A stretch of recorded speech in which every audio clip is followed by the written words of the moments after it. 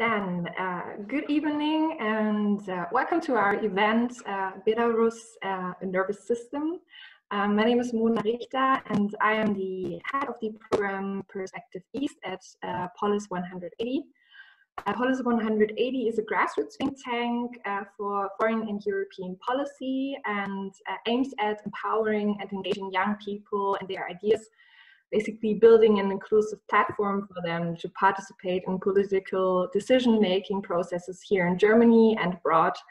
And yeah, I'm really glad to see so many people and still more people joining us here tonight for this highly important topic.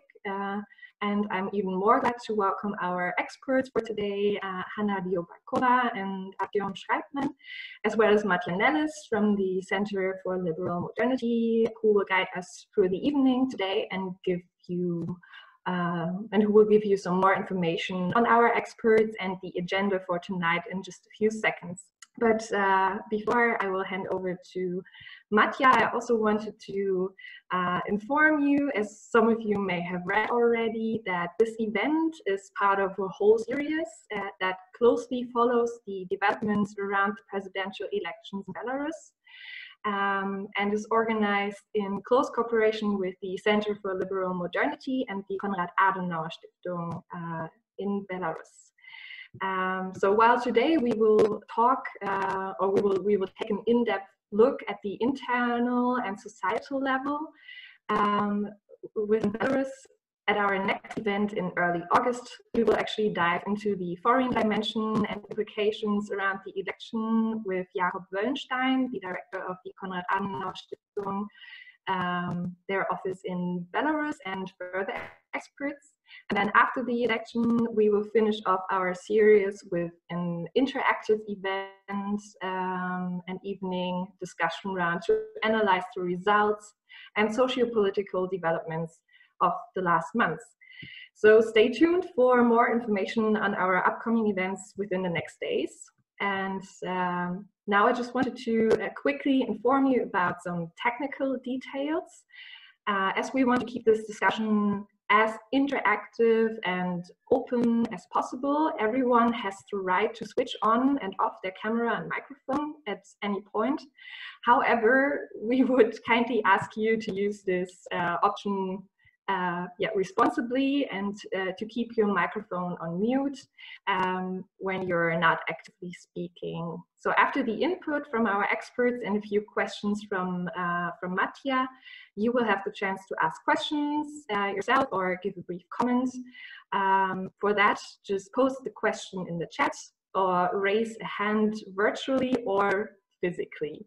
That's also possible. We will try to catch up with that. So from my side, that's it. Thanks again for being here already, at least virtually tonight.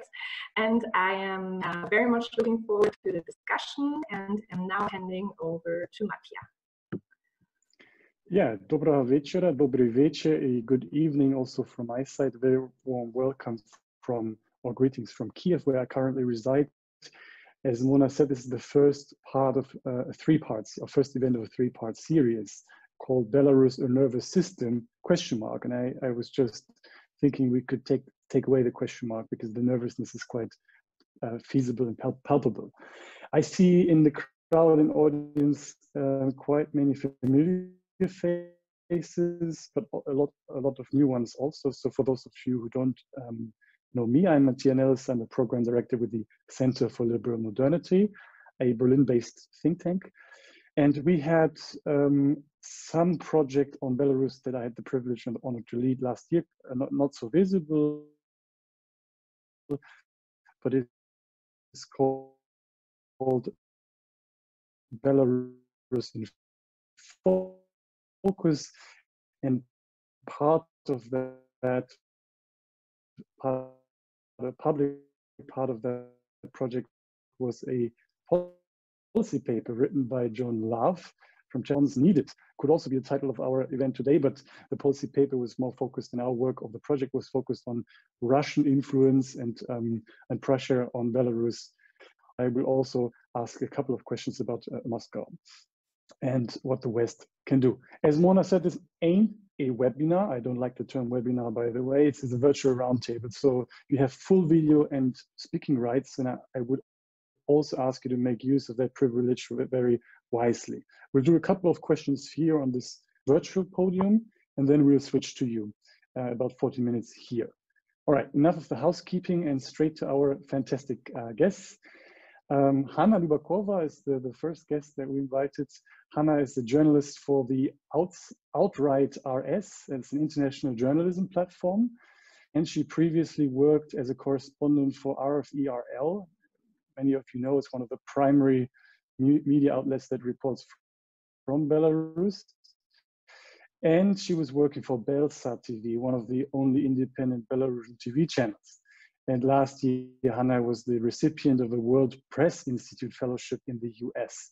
And she's based in Minsk and one of the fearless peoples reporting from the ground. So I highly encourage everyone to follow her on Twitter for the recent updates. Welcome, Hana. We're glad that you could join us. Second guest is Artyom SHRAIBMAN, a friend of the center, if I may say so. He's a journalist and a political commentator. He specializes on Belarusian foreign, but also domestic policy. And Artyom is the founder of Sense Analytic, a consultancy agency that provides political analysis on Belarus. He was a political correspondent and editor working for major Belarusian information portal called Tutby or Tutby. Many of you know it. It's also one of the very few independent media outlets out there. And he regularly contributes to Carnegie Moscow and to Tutby and others, including LibMod. So, enough of that, just a couple of questions to frame today's debate.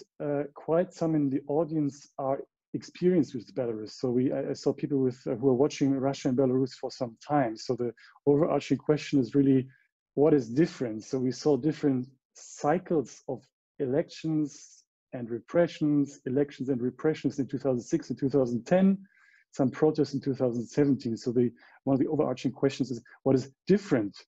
And how has the regime changed and its ability to manage the discontent, which obviously is growing, but also how has the opposition changed?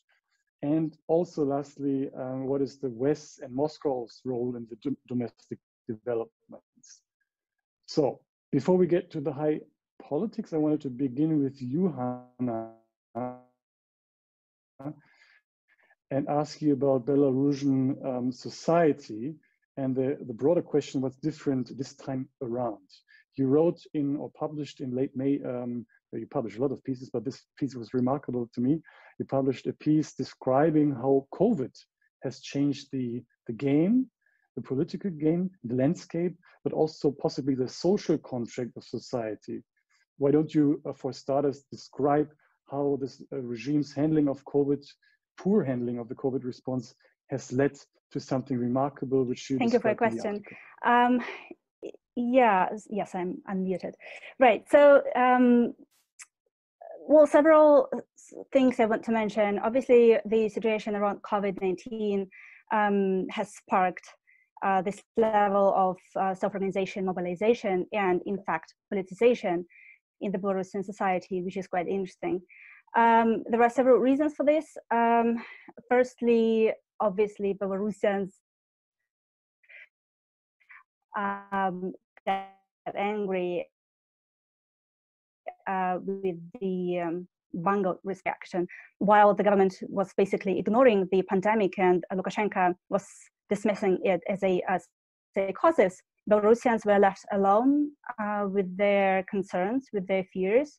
And that was kind of the first point I made in my article. This aspect of security and safety has disappeared from the social contract because Belarusians all of a sudden had to care about their personal safety, health, and life themselves. And it turned out that the absence of war or widespread crime or revolutions, which is often repeated by Lukashenko as one of his biggest achievements, is not enough when it comes to security and survival.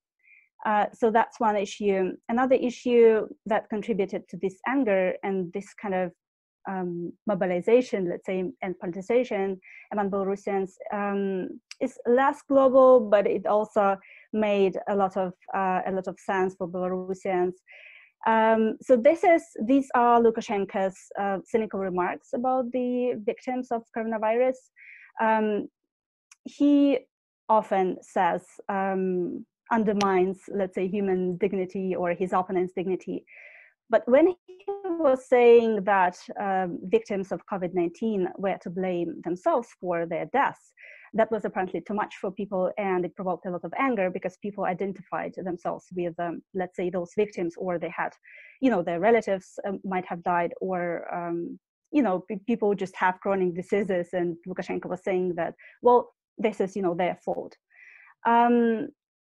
Another reason, which is kind of more global, and it's partly related to the pandemic, but not only, is the economic crisis and economic recession. This has been happening for years. In fact, our GDP at the moment is on the same level that it was 10 years ago. And basically the average salary has not increased in over the past decade. That's one thing. Another thing is that obviously because of the pandemic, like many countries face economic crisis and economic consequences, and Belarus is no exception.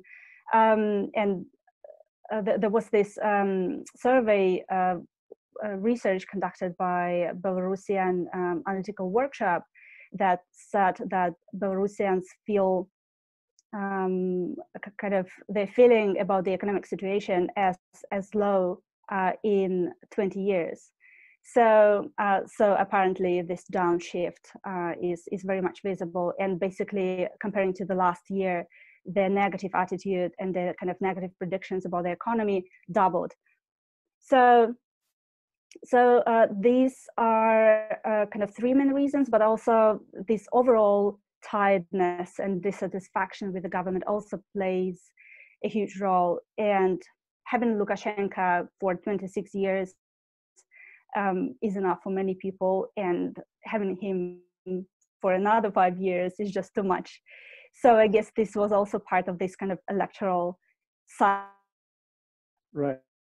Artyom, I want to bring, but also you've been, and Hana, around compared to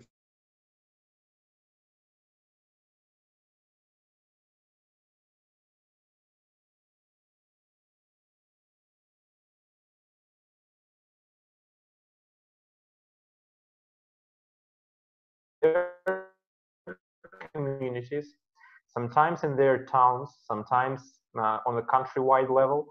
These people became a more challenging political, phenomenon for the regime than the traditional opposition, let's say. And this year was the manifestation of this trend. I would say the most vivid manifestation, when one of the most charismatic and active political bloggers, Sergei Tikhanovsky, managed to gather unprecedented crowds in places and towns where there have not been protests ever in the history of Belarus.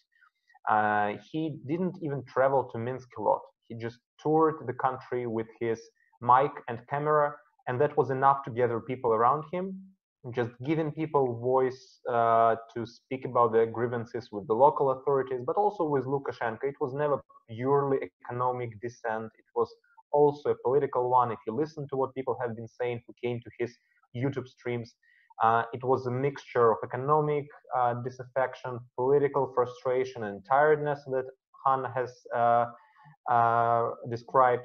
And needless to say, authorities correctly identified him and other political bloggers as a threat. And as we speak, many of the most notable political bloggers in Belarus are behind bars, and they are now the part of the criminal case under the Article 342, which is now used basically to isolate any activist or blogger deemed, dangerous or somehow,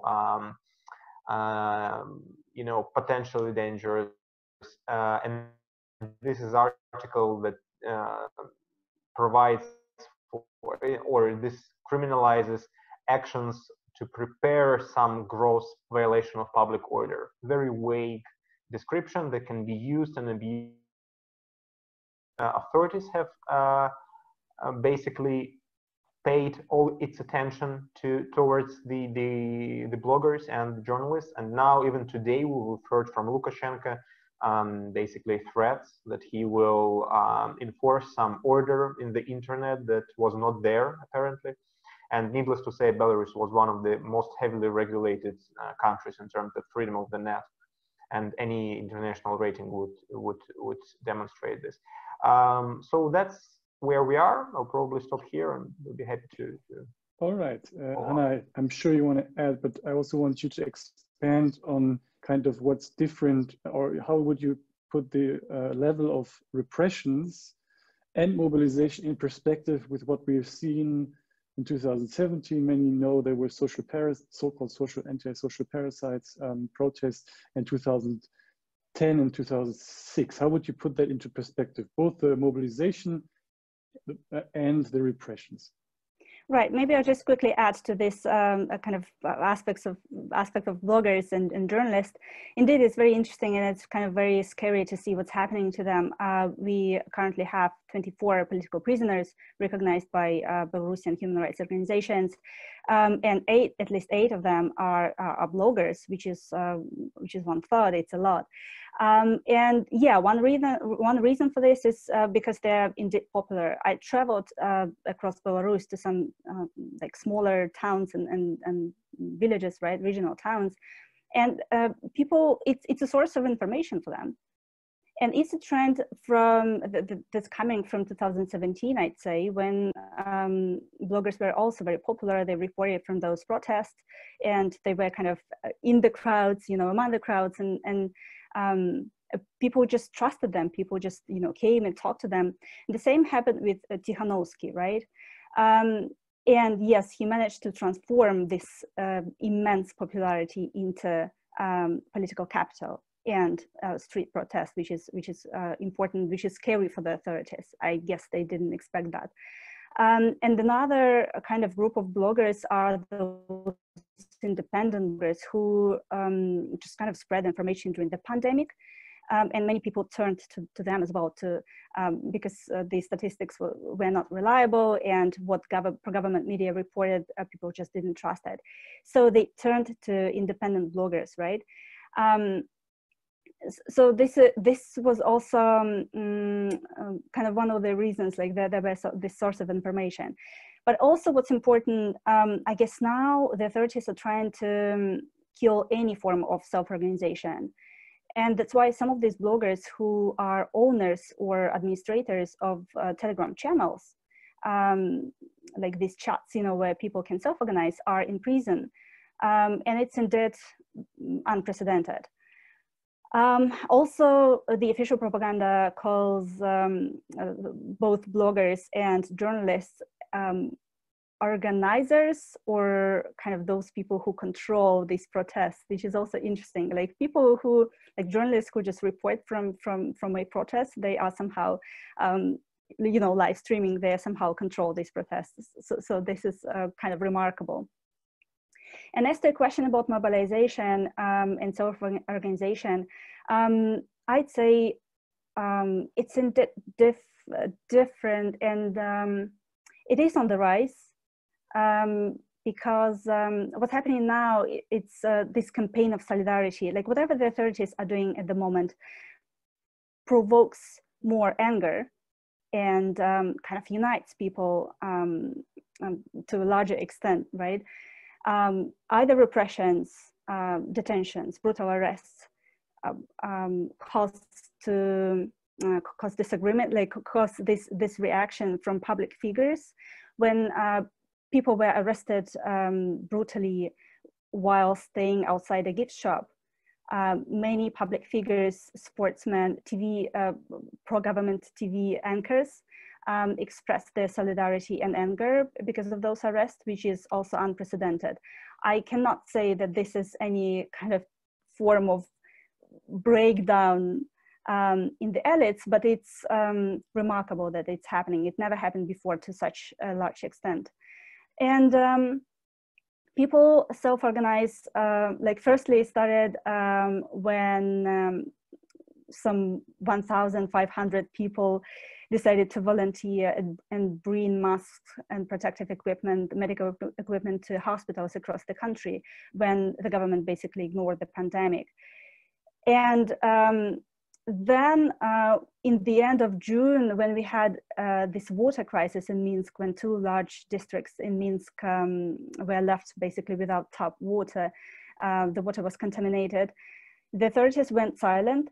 So people immediately self-organized via Telegram groups or Facebook groups, and they started offering help to some 800,000 people who were left without fresh water. And they brought some, you know, bottles and buckets of this water, or offered clean showers in their apartments. So also it applies to political cases. Recently, just in you know, recent weeks or days, more than $100,000 were collected to for people to pay off fines for those detentions in June. So I'd say we had examples of self-organization and mobilization before, but now this is unprecedented. This is indeed, we can see that people, unlike perhaps in 2017, when people kind of expected from the authorities to change this tax, you know, to change the law. Now they just want change. They want free election. And they clearly see the source of their problems, who is, you know, which is Lukashenka. Right, Artyom, moving to slightly to politics, but I find this extremely important, the point Hana made, this unprecedented level of solidarity and self-organization. You wrote an article also for LibMod in which you said, you know, forget about the traditional opposition, focused on kind of the new people from civil society and that are emerging. Why don't you give us an overview or the state of the opposition, that people who followed Belarus in 2006 and 2010, where do they stand and how do they compare to that unprecedented level of solidarity and action that we see on the ground? What role do they play? Well, it's a very long story, I have to say, honestly, because Belarusian political opposition is, if we speak about the traditional parties, movements that were there, it is not a very, you know, homogenic block that can be described and, you know, painted with one brush. There are more and less vibrant forces in it. But generally speaking, they have proved unable to mobilize the trends that, or, you know, public grievances, public disaffection that exists in the society.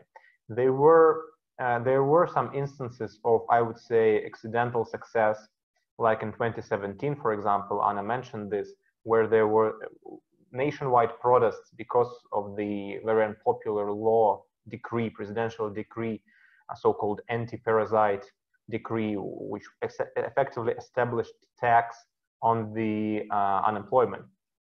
But in that time, the opposition managed to spearhead these protests that also were grassroots regional protests, but probably for the lack of better leaders. But now, as we see new leaders, new kind of leaders emerging, both from this populist, even sometimes blogger sphere, but also from the establishment side, Mr. Babarika, Mr. Zapcala, two presidential wannabe candidates. And with them entering the arena, what happened is that the opposition, the traditional opposition, just, you know, vaporized, just disappeared from the stage. And this is not an accident. Their structures, their traditional structures, have been marginalized for decades. And this is I cannot blame it necessarily on them only. There were many infighting, many poorly made subjective decisions, but also it was a consistent policy by the government to discredit them, to weaken them.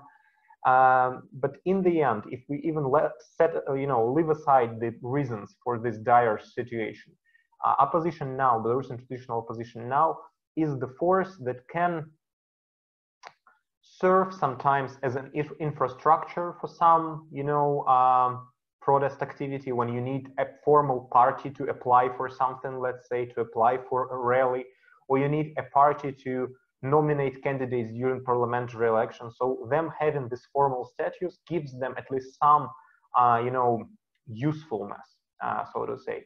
But apart from this, the people and the popular, you know, energy and the energy of the public moves into other directions. It is horizontal civil society, network-based activities like crowdfunding, like various civil society groups of volunteers, like various, you know, solidarity human rights groups, like professional associations of journalists, of businessmen, of, you know, various other professions. But all of this exists and looks more organic than any of the traditional oppositional forces, and the current campaign just was probably the perfect, you know, manifestation of this. And that is why I wouldn't say just forget about these people, about the opposition at all. I mean, they are still, many of them are respected and diligent, you know, and good people. But politically speaking, they ceased to be a relevant force, at least for the moment.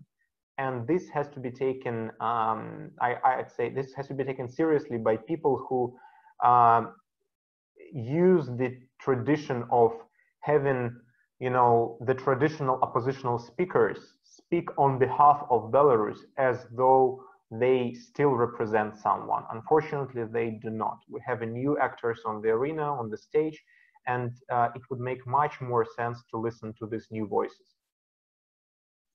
Right. We come to the new voices now. Hana, you were describing in the past weeks the incredible energy that was visible and palpable on the streets of Minsk, but not just in Minsk, when new candidates, to which we'll come now, opened and asked people to sign up to support the registration of their presidential campaigns. So why can't, or could you describe this energy and this kind of level of mobilization when it came to the presidential candidates? And then maybe you can say who are the main three candidates. I know there are more than three, and some of the names Tom already mentioned, but kind of who are the main three that we should take note of here in the West? Yeah, sure. So maybe I'll start with those. So Viktor Babarika is probably one of the apparently most popular ones, at least given the amount of signatures that he managed to collect, which is an absolute record in Belarus. His initiative group said that they collected more than 430,000 signatures. So he is currently being arrested. He is a political prisoner. And he is a former CEO of this Belgazprom Bank, which is a daughter of Gazprom Bank and Gazprom. So he's also a philanthrope. He is kind of a well-known guy here, right? So like he's known in this you know, cultural environment here. He managed to help translate Alexievich books, for example. People who are involved in, you know, the cinema sphere also know him. So he's kind of he brought more importantly, he brought this 150 paintings of Belarus-born artists from abroad to Belarus, which was also perceived very well inside the country. So he and his son are now jailed. Then we have Valerie Zapcala, who is also kind of part of this nomenclatura, let's say, of the elite. He is former ambassador to the US and Mexico. But most recently, he is one of the lead initiators of High Tech Park, which is kind of Belarusian Silicon Valley. So he also collected, at least his initiative group said that he collected more than 200 signatures. Then they submitted a bit less, and apparently he might not be registered because this kind of commissions and this Central Election Commission might announce that he is not.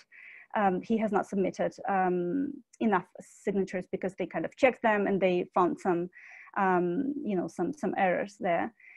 And the third main candidate is Sergei Tikhanovsky, who is a blogger.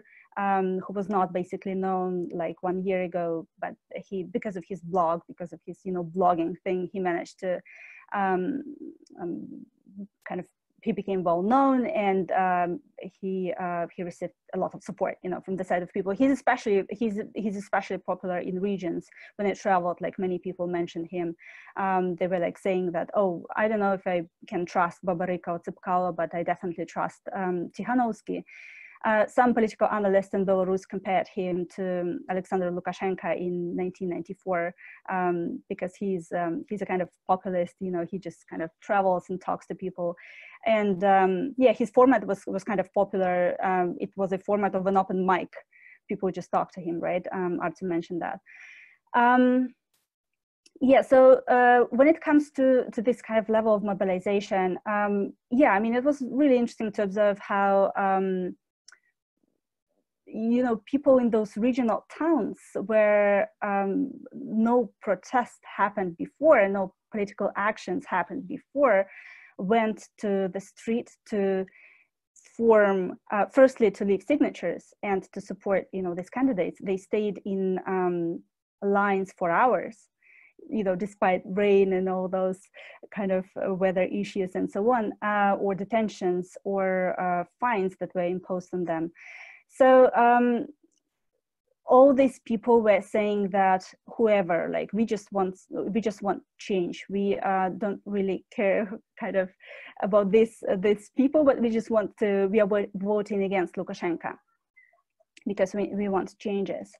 And when both Tikhanovsky and Babaryka, which was kind of the last straw for people, were arrested, Babaryka was arrested on June 18, people all of a sudden went out to the streets in Minsk and other cities across the country and formed human chains.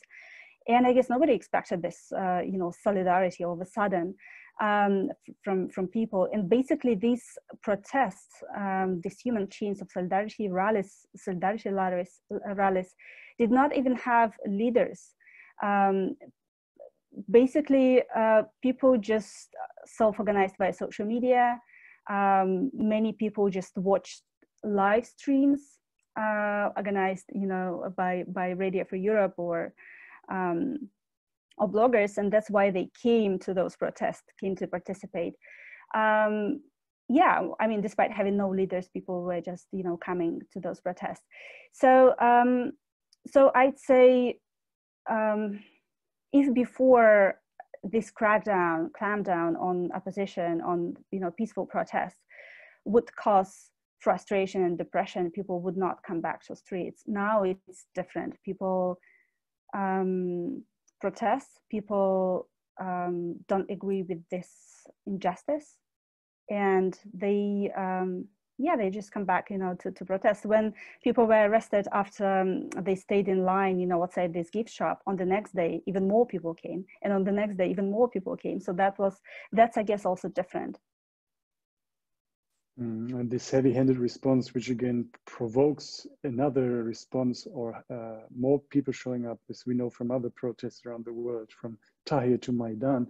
But Archon, maybe bring you in. We have Babaryka and Zapcala, two men from the system. So does this indicate that there are cracks in the system? And we saw some social media campaign, anonymous, of people from security service and police covering their faces but signaling their discontent, police, army, and so on. How would you read that? Is that cracks in the system? Is that too much? Or yeah, help us, enlighten us. Well, I'd say that the cracks in the system metaphor is too much because, or at least we don't yet know about this. There are no evidence that this is as deep as many would like to hope. Babaryka is not necessarily the member of the system, has never been within the system. He was always the outsider in terms of not working for the state. He worked for the private bank, Russian-owned bank. Of course, he would not be at this top position without, some approval by the state, because it was one of the largest banks in the country. But still, Babaryka was critical about the government and its economic policy, primarily for at least 5 or 6 years before the campaign. So it was, he didn't come out of nowhere, out of blue.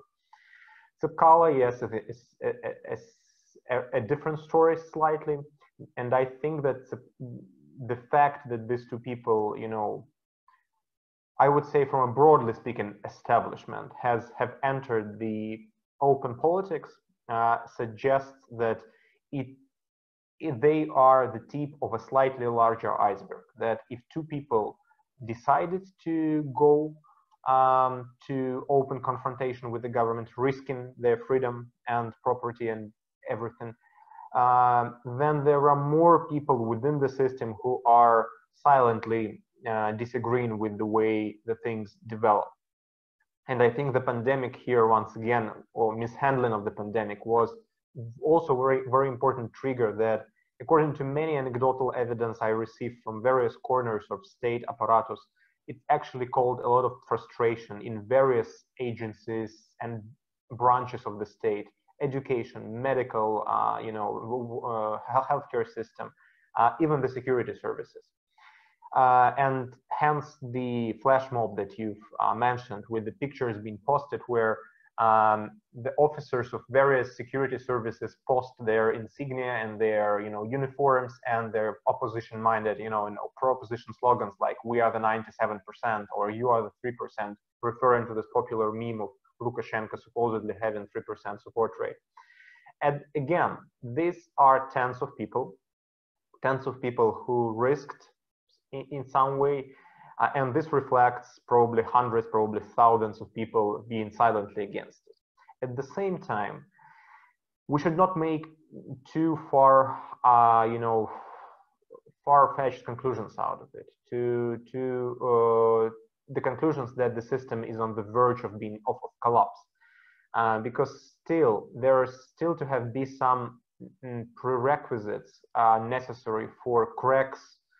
For this to become cracks, for this sort of slight, signs of disloyalty to become proper cracks in the monolith of the Belarusian system. And first of all, these people have to start speaking with one another horizontally. They have to start realizing that they're not alone there. And I don't think that it happens on the mass scale, because still the fear is there.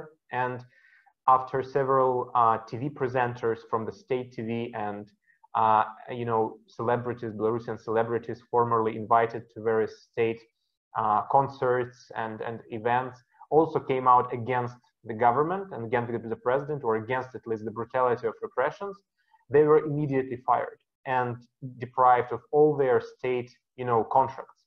And the risks for people within the system, especially the siloviki, the people in the law enforcement, are significantly higher. It's not just losing your job, it's way more serious. And that is why the risks are still there. The horizontal mobilization is not. And, which is even more important, the history tells us, the history of the failures of the authoritarian regimes teaches us that this sort of systems crack, and siloviki and other parts of the system become less loyal when they see the clear alternative force, when they see someone to whom they can at least not just pledge their new allegiance to, but at least in confrontation with which they can become neutral. But currently this very decentralized and disorganized, I should say, protest energy on the other side is not this kind of actor. So in the critical moment, to appear neutral, to become neutral, you have to witness a comparable force on the other side. I'm not sure that they see it. All right, so Artyom is skeptical on the elite defection. I had two more quick questions, but maybe I'll reduce it, one for Hana and one for Artyom, and then we'll finally open up the floor. Hana, what do you expect? We have many experts here from the West who will grill you with difficult questions, I'm sure. But what do you want the West to do? What do you want Germany, Berlin, but also Brussels to do? Because we had a warming of the relations after 2015, but what are our options now? What do you expect the Western capitals to do? Well, I don't have any clear recipe, and I think it's not my kind of immediate task because I'm a journalist, so I'm not kind of given this side of answers, I guess. But well, firstly, it's important to remember that there are currently 24 political prisoners recognized by human rights organizations in Belarus, right? So this is a lot. This is comparable to the level of repressions we had in 2010, but this is 1 month still before the election, and human rights organizations say that this list might be longer. And people are just being randomly arrested on streets. Bloggers are detained. Journalists are detained while live streaming, while working. I think this level of repression has to bring Belarus on the agenda again. And what the West would do, I think, depends on the West. But what's happening now is also a kind of chance, because we see, I do agree with Artyom that it might not be a symptom of the kind of breakdown, the allied background breakdown, but public support is as low as ever. And perhaps not the whole country is united, and not the whole country want changes, but it definitely in the air.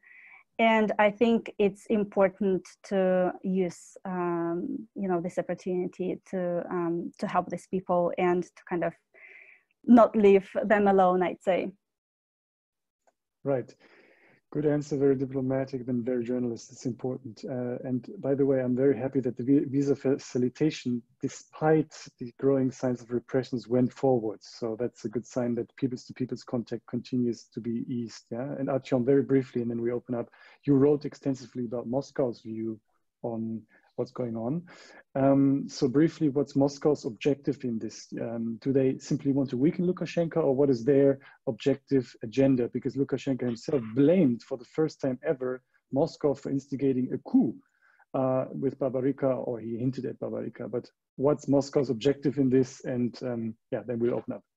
Well, it's one thing what's Lukashenko saying about Moscow objectives, and completely another thing what Moscow objectives really are, because you will hear a lot this fairy tale from the Belarusian officials now about that they don't actually engage in some sort of crackdown against the democratic opposition, but they rather saving the country's sovereignty from the malign, intervention from abroad, from Moscow. And this will be repeated over and over again by Belarusian diplomats. However, back to your question, I think that Moscow is not showing any signs of trying to actually topple Lukashenko and to change the power in Belarus. Lukashenko serves the most crucial, function that there can be in the eyes of Moscow for the Belarusian leader, and this namely being not allowing Belarus to switch its geopolitical allegiance to, become more pro-European, let alone, enter any European integrational project. So as long as Lukashenko is there, the primary objective for Moscow is fulfilled. Belarus is not getting anywhere, it's not going anywhere like Ukraine or even Moldova or I don't know, Georgia. Therefore, their interest is to have him weaker, and that is why I think that they are now observing it with the huge basket of popcorn in their hands, just looking at how he digs his own diplomatic grave. Because I'm not sure that they are even instigating this, because the mobilization in Belarusian society is very grassroots and organic. It doesn't have to be, somehow sparked from outside, and it is simply impossible. I don't buy this outside interventionalist, ideas that someone can inflame the revolution. But in this particular circumstances, Russia would be very happy when or if relations between Minsk and Brussels or Minsk and Washington deteriorate. And I would be hypocritical if I say that West should not take into the account. As much as we want value-based politics, as much as we want democracy promotion and support for human rights, this consideration should not be also ignored. If Belarus is isolated as it was 10 years ago, regardless of the fact that Belarusian leadership will be to blame for this. But if it is isolated, the Kremlin's game will be far easier. In any game it will try to have. I mean, I'm not saying even about some Anschluss-like scenarios. I'm saying that any game, any pressure against Lukashenko will be easier to conduct if he has no leeway, and therefore European Union and others get in the very, very tough spot, as usually with Belarus, of trying to navigate between realpolitik, which is not a cynical way, a cynical, policy. It is, pragmatism, and between its values. Right. So I invite everyone. I'm now looking at the screen. You can either raise your hands physically or write in the chat, or unmute yourself and I will call on you. So just signal me if you have a question. While I wait for your signals, we haven't yet talked about your expectations of the vote itself. So obviously we have 2 more sessions, one before the elections and one after, but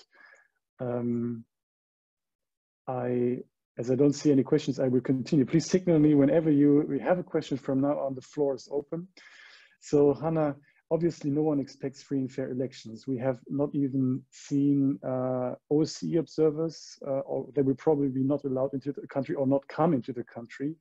And other election observers are also not coming in, Western or international observers. So is there any chance for any sort of free or any elections? What do you expect on the voting day itself? If Babarika is on the ballot, or Zapcala or others, what do you expect of the 9th of August? Yeah, right. So the pandemic also played into this situation, that's why some of them not coming. Recently, well, I don't know, I don't expect any kind of changes. And I don't expect any fair elections, obviously. The fact that Lukashenko is trying, like 2 most popular potential candidates are now imprisoned, show that Lukashenko is not, is not going to play fair.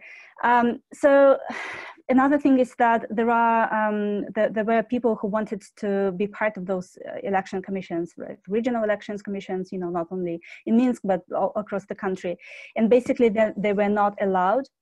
A very, very, very kind of little number was allowed, but otherwise they were not. And it also shows that, these commissions are controlled, and it's gonna be counted as the Central Commission wanted it to be counted. So I don't expect any other result.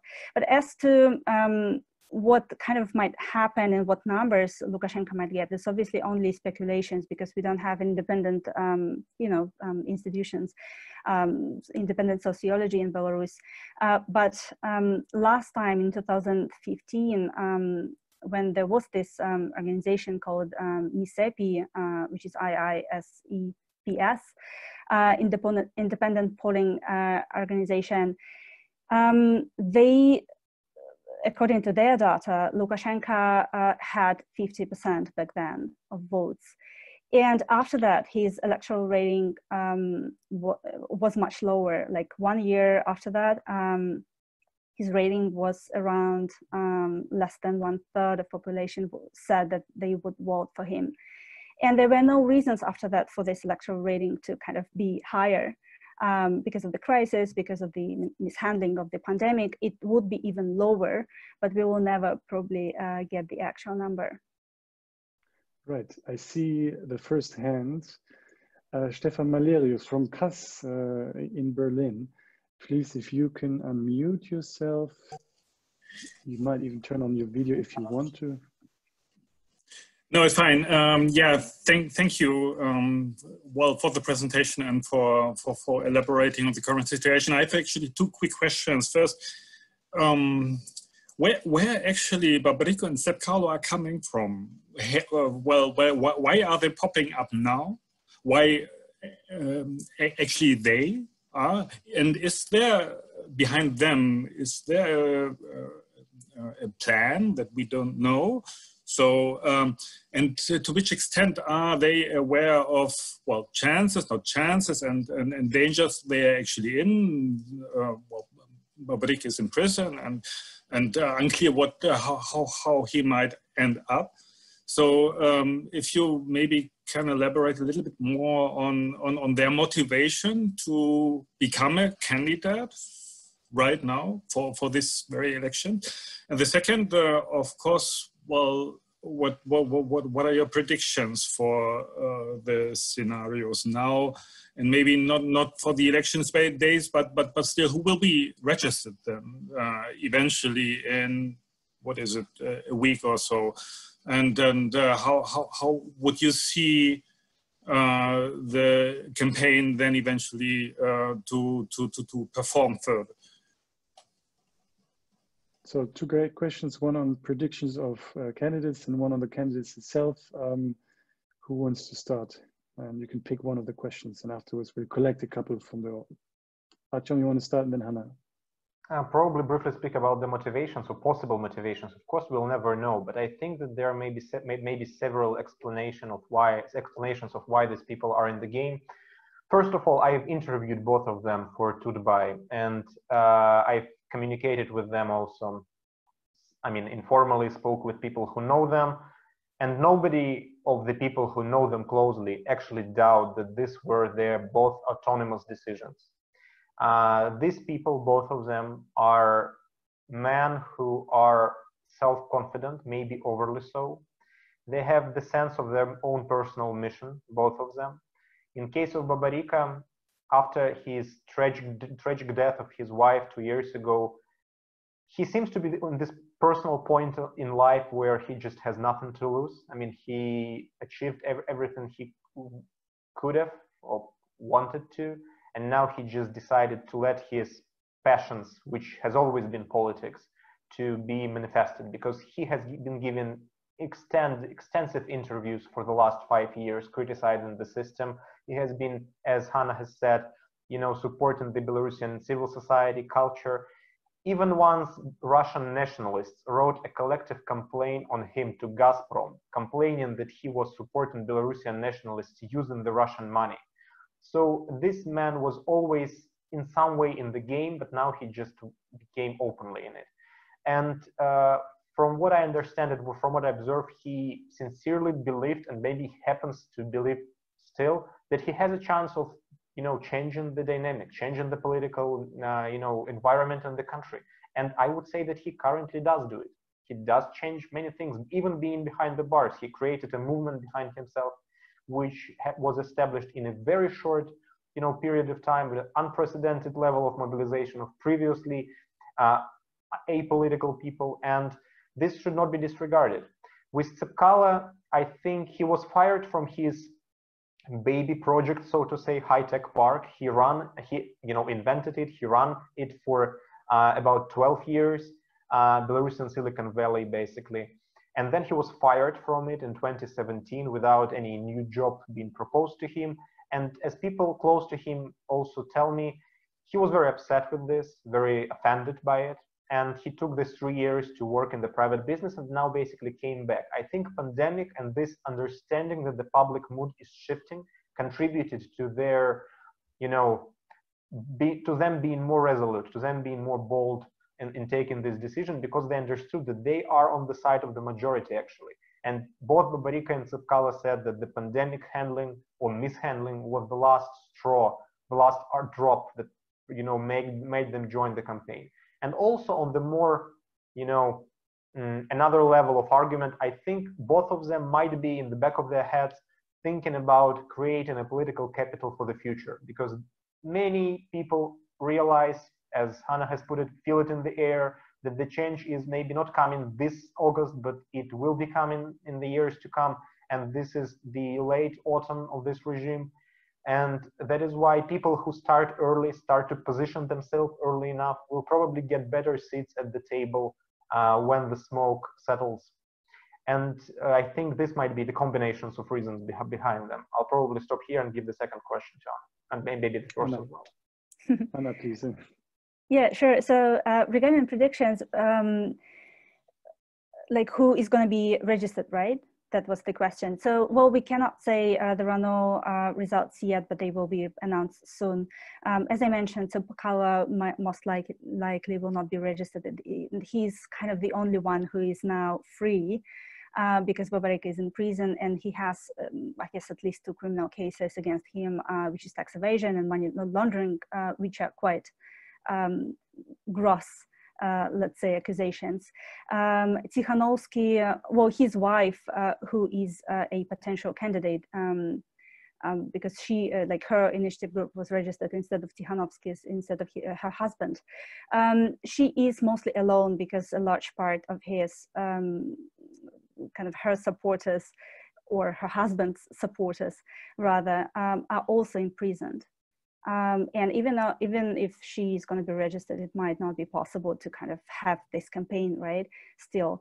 And what I would only add to this, well, there will be, we don't know yet, right, but these 3 other potential candidates might be registered, but they are not that popular, and they are basically, some consider at least some of those candidates as, you know, sparring partners of Lukashenka. And it might also kind of have a negative effect on people, because people might be disenfranchised because of that. On the other hand, let me just briefly add, I don't know, like, what's going to happen on the 10th of August, because, you know, you will not buy people's love with police batons. And Lukashenko does not have money now, you know, to pay voters to kind of appease them with, you know, increasing salaries or anything like that. So repressions, you know, are not enough perhaps. And yeah, I'm just wondering what's going to happen to people after the voting. Right, I see another hand, Astrazan from IBB. Maybe you can also introduce yourself with Chef Amalio, as I was doing it, but please, you have the floor. Unmute yourself and introduce yourself to the speakers. Thank you. I'm Astrid Sam. I'm from the International Center for Education and Exchange. And of course, we try to do a lot in order to support civil society, state authority dialogue during the last years. And now is the question how to continue, but this is a more strategic question. I have a very specific question, because when Babarika was arrested, the State Committee of Control, among other things, did also announce that they have got some information from Latvia, which was one of the arguments or one of the proofs they have in order to arrest Babarika. And of course, this situation reminded me of the situation with Ales Bilecki, who was arrested then also on the basis of some information from Lithuania. But since then, there was any more information about it. Therefore, maybe you have some information. Was it a bluff, or did they really receive some information from Latvia which she could use against Babarika? That's a specific question. Maybe in more general, do you think will be any other attempts in order to convince EU countries that there are some real proofs, or is this time of the game already over? The start of the game. Thank you. Great questions. One specific one. Who dares to take the specific one? Artyom, Hana? Artyom, volunteering, go ahead. Well, thank you, Astrid, for the question, and thank you for coming to the event. I'm not sure that we have any clear evidence presented to the public on this case. We don't know what exactly was the information that was allegedly sent to Belarusian law enforcement from Latvia or from other countries. We should take every pre-election criminal cases or other legal announcement with a grain of salt, because the recent history of Belarus teaches us that sometimes the criminal cases, when they become unnecessary politically, tend to dissolve very quickly, and the evidence somehow evaporate, and nobody seems to remember exactly what was being said, or at least try to forget. So we'll have to wait until some evidence will arise. I think that in the business of international banking, in the having the international accounts and just basically the complicated business dealings involving several countries, it is also the issue of interpretation sometimes. For example, whether having offshore accounts is legal or illegal, whether some money transfers are questionable or not, and propaganda can present any paperwork as something that is, you know, seemingly illegal, but then it would not stand any, you know, litigation in proper court, because I mean, any banker does it, for example, or this is completely within the frame of the countries in which jurisdictions it has taken place. We don't know this yet. What we know is that this was used during the meeting with the diplomats when Minister McKay gathered European and American diplomats together with the State Control Committee Chief Ivan Tertel, and they were not given any extra evidence apart from what has been distributed on state TV. That kind of indicates that there are not much there, or at least there was not much there, because why to convene as a table of diplomats and then not share with them anything new? Then they were promised that the documents will come by mail to them on the next days after these meetings. No documents came, to the best of my knowledge. So far we are expecting, we are yet to see credible evidence of this, but the timing makes me more and more suspicious. Hana, do you want to add to that? Or if not, this is going to be one of the last rounds. So while Hana thinks about... Yeah, I just agree totally. I mean, we were not presented evidence, and you know, they only showed, like the state TV only showed this kind of documents, but not really, we couldn't really see it. And then basically all the conclusions were made by the anchor himself, not kind of explaining and presenting and showing. There is one more question from Olga Chelsova. Please, Olga. Yeah. Hi, I'm not on mute anymore. Just quickly present myself. My name is Olga. I work in Minsk in IT sector. And my question is kind of a bit more emotional. As a part of Belarusian society, I'd like to ask you for kind of advice, mainly because being in this whole atmosphere right now, first you see some raising awareness in the society, and people who were apolitical, including some of my relatives, are now active, and like my friends, lots of them. I see this mood in the society, but now we can see the repressions and helplessness and hopelessness, yeah, in the society as well. So what's your attitude and I mean your expert advice on how we should deal with that, and how do you personally feel about it? But maybe, yeah, you were talking here more from the expert side, but what would be the advice how to deal with this right now? Excellent emotional appeal and good question. Let this be our last question from the audience, and then I'll let you answer and wrap up. Maybe we begin with you, Hana, this time. What is the advice that you have and your emotional appeal? Well, I remember I totally understand the emotions, and saying that people feel helpless and hopeless is totally logical and understandable for me. I remember myself 10 years ago when I was a student, like, you know, it was my second year at university, and I came back to Belarus, and I took part in this, you know, large protest demonstration that we had on the election night. And when the whole kind of dozens of thousands of people were dispersed immediately, there was a lot of frustration, a lot of kind of depression even. And I imagined that this would happen again, especially to those people who were not political before, and who are not, who have expectations, a lot of expectations regarding this election. I'd say that well, most of the work would be after the election, because this is a very challenging time for Lukashenko. He will not, it's not going to be a comfortable term for him at all. And there should be more unity, more solidarity. I guess people should work on, yeah, I guess on uniting or trying to, well, I'm not going to say trying to get into this, you know, regional commissions, electoral commission, election commissions, but that might be useful as well.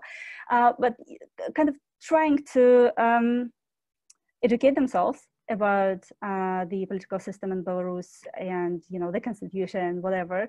And just, yeah, just to remember that this is not, the 9th of August is not the end of it, it's actually the beginning of it, I'd say.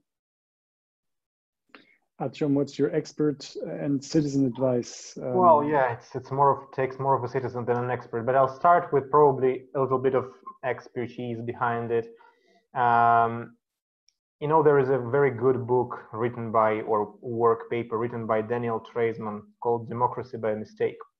And in this scientist, this analyst, basically analyzes the experiences of authoritarian regimes falling and collapses in the last 200 years. And he comes to the conclusion that in 70% of those cases, the regimes fell not because there was some very sophisticated strategy where people counted and calculated every risk, every step along the way, and then just did their job. But it was because there was such a stressful time that regimes made a lot of mistakes, and they basically, you know, collapsed under the weight of their own mistakes. And so what the civil society in Belarus, broadly speaking, the societies in Belarus is doing now is creating this collective stress that forces the government to make more mistakes. It is not guaranteed that this will work this time, but you never know which straw will be the last straw that breaks the camel's back. And that is why, even according to a pure science, it's always worth trying. And secondly, on a personal level, I think that all the civic activism you do, on some level, you do this not for the sake of the bright future, but for the sake of yourself, for the sake of being able to look in the mirror on the day after the election, to look in your, I don't know, kids' or grandkids' eyes in decades from now and say that at least I tried something, at least I did it, at least I took my part in this. So even if science does not motivate you, I think the desire not to be ashamed of yourself later, or to be proud of yourself rather, should be the very powerful emotional driver not to stop.